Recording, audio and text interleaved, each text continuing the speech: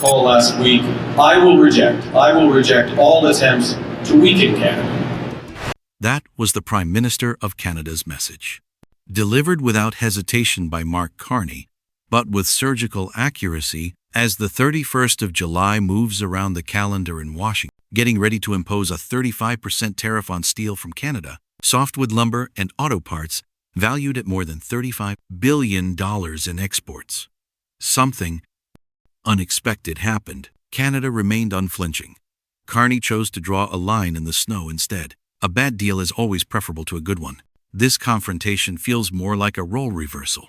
Once the cornerstone of free trade and international alliances, the United States, playing hardball with its nearest neighbor at the moment. Additionally, Canada is a political Canada, which is pragmatic, is not complying. Canada, which is pragmatic, is not complying.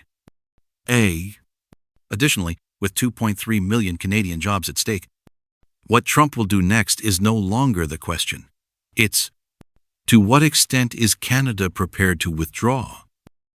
Because when a smaller nation stops, fearing the giant next door, diplomacy isn't the only thing at stake. It's the delusion of power.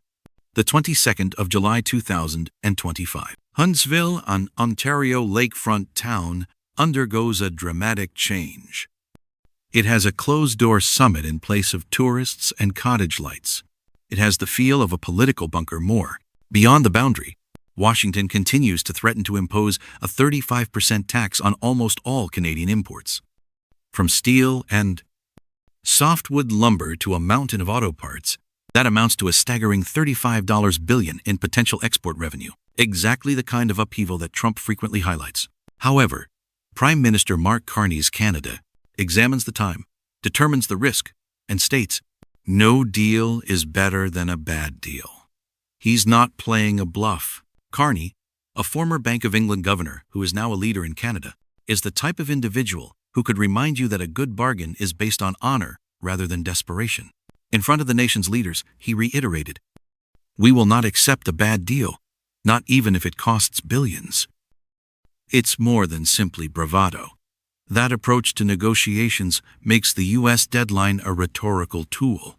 In Ontario, however, provincial premiers are keeping a close eye on François Legault, Danielle Smith, and Doug Ford are not quite raising flags. However, they warily support Carney's position.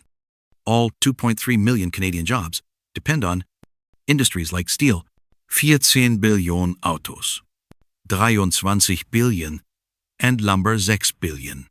It's not just a trade spat, it's a test.